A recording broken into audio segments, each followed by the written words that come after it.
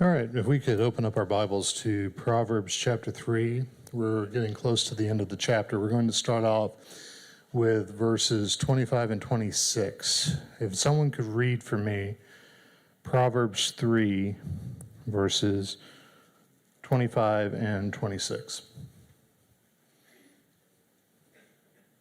Do not be afraid of sudden fear, nor of the onslaught of the wicked when it comes, for the Lord will be your confidence and will keep your foot from being caught. All right, onslaught of the wicked. Does anyone have a different translation that says something else in correlation with the wicked in that verse? Desolation. What version do you have? King James. Okay, what else? Anyone have something different? I'm sorry? Ruin. Okay. What do you have? ESV. All right. The verse, the ESV is on the screen. The Hebrew word that is translated by the ESV as ruin, it literally means storm. So do not be afraid of sudden terror or the ruin, the desolation, the storm of the wicked. For when it comes, the Lord will be your confidence and will keep your foot from being caught. I think this is a great passage for us to keep in mind, because if there's anything about human nature, it's that we tend to always expect the worst.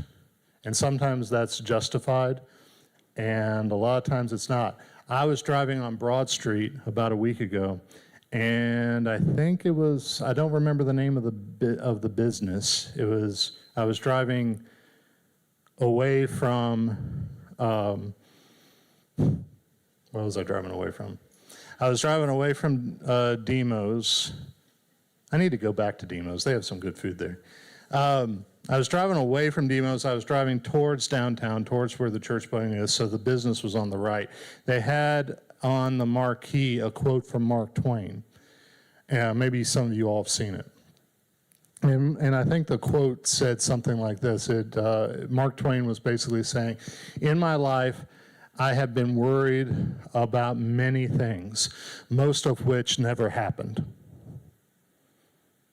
When you look back over your life and you think over, and when you are honest, when you really are open about all the things that have stressed you out, have there been some things that, yeah, it's happened, you know? It's happened.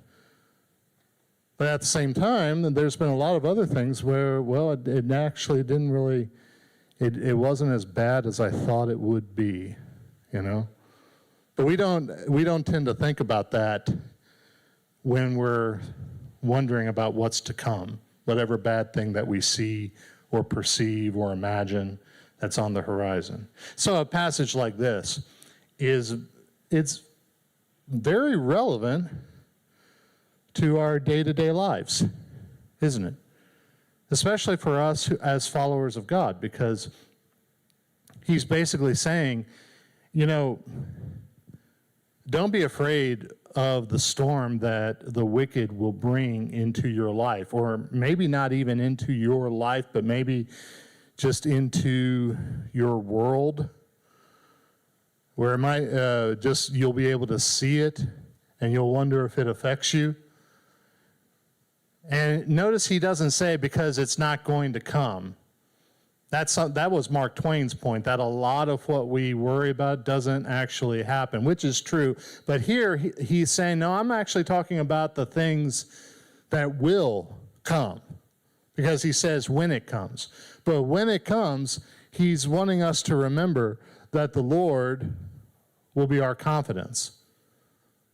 And the Lord will keep our foot from being caught. This isn't on the screen, but real quick, go over to 2 Corinthians real quick.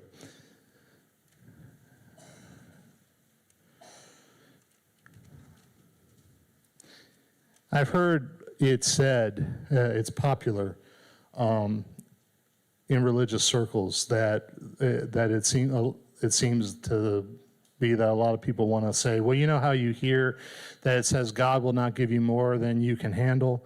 Well, that's not what the Bible teaches. And they will go to 2 Corinthians.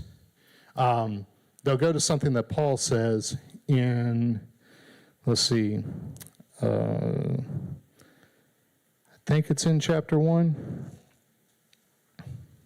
Those of you who know 2 Corinthians better than I do, this is the part where he was saying that he was sure that he was not going to make it, that the sentence of death would be brought upon him. Do you all know what I'm talking about? I know it is towards the beginning of the book here. Let's see, where is it? Is it in chapter 1? Let's see. Yes, let's go. Let's look up at verse 8, starting there. 2 Corinthians chapter 1, verse 8. It says, "For we do not want you to be ignorant, brothers, of the affliction we experienced in Asia, for we were so utterly burdened beyond our strength that we despaired of life itself. Indeed, we felt that we had received the sentence of death." And so this passage, what I've read so far, is usually what's quoted to say, you see, don't say that God never gives you more than you can handle, because look right here. He gave Paul more than he could handle. But here's what I'd like for us to think about, though. Did he really? Because keep reading. Keep reading.